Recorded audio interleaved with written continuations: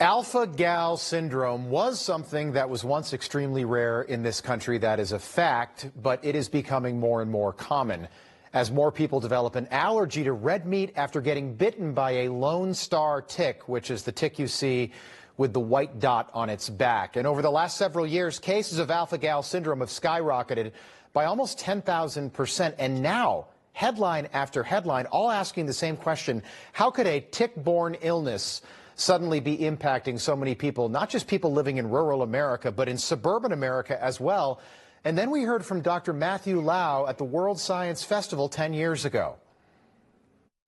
People eat too much meat, right? And if they were to cut down on their consumption on meat, then they would, it would actually really help the planet. There's this thing called the Lone Star tick, where if it bites you, you'll become allergic to meat. I can sort of describe the mechanism. So that's something that we can do through human engineering. We can kind of possibly address really big world problems through human engineering. Oh, okay. And then you start to connect the dots even more, and you find out that Bill Gates and the Gates Foundation spent millions of dollars funding genetically engineered ticks, and that Bill Gates is also a major investor in lab-grown meat, and now we've got almost 500,000 Americans living with a rare tick-borne illness that makes people allergic to meat, but not the lab-grown meat that Bill Gates has invested again. You think maybe this is not a coincidence after all? Nicolas Hulscher is an epidemiologist at the McCullough Foundation. He's been talking about this for months. Nick, great to have you back. Right now, there are 79 cases of alpha-Gal syndrome in Rhode Island. They've never seen that before there. And 10 states are reporting more emergency room visits for tick bites than they've ever seen before. What do you think is really going on here?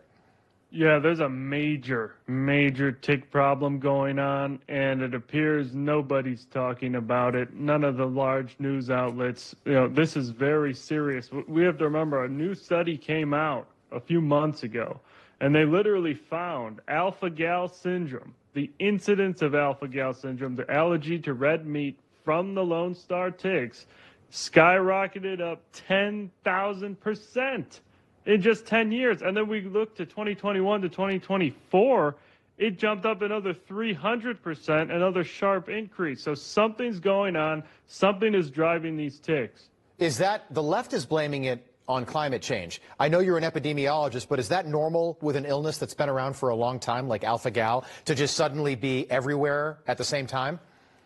No, we do not believe this is actually from climate change. In fact, we have to start looking at government-related or NGO-related laboratory activities, especially given that the Gates Foundation gave over $7 million to a biotech company to make genetically engineered ticks, as well as the U.S. Army released 270,000 radioactive labeled ticks into the wild in the 1960s. Yeah, let me ask you about that. I think we've got the headline because people just don't know about this.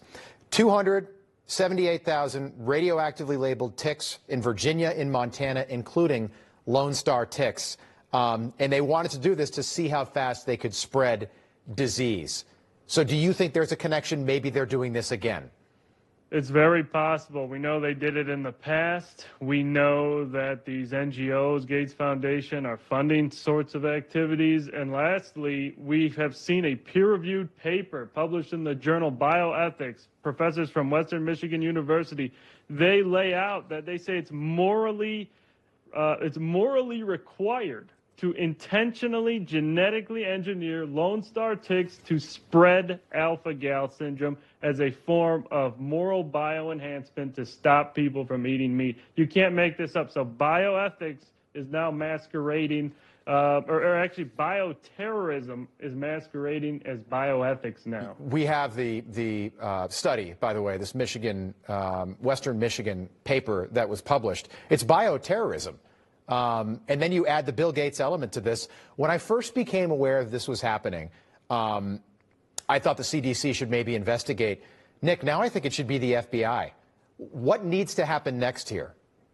Yeah, we need serious investigations, all hands on deck. CDC, you know, we got to find out exactly what's driving the increase. And FBI, they got to figure out if there are any illegal bioterror-related activities resulting in this 10,000% rise in alpha-Gal. we can't let this go on. We got to stop it, and we got to find out why. Just quickly, do you think it's a coincidence that cases of Lyme disease are now setting records in states, and Pfizer, all of a sudden, what do you know, they've got this new Lyme disease vaccine?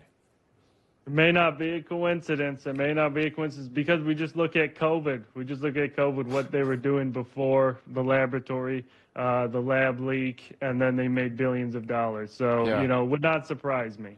Check yourself for ticks. Check your children for ticks when you come into the house. It doesn't matter where you are. This used to be something that if you were hiking, if you were a rancher, if you were on a farm, if you were outdoors a lot, you had to worry about. Now it's happening. They just found an Alfa-Gal tick in Central Park. Now, granted, a dog could have traveled and brought that there, but people in cities and suburban areas are now at risk. Why, we don't know, but we're not going to stop asking these questions.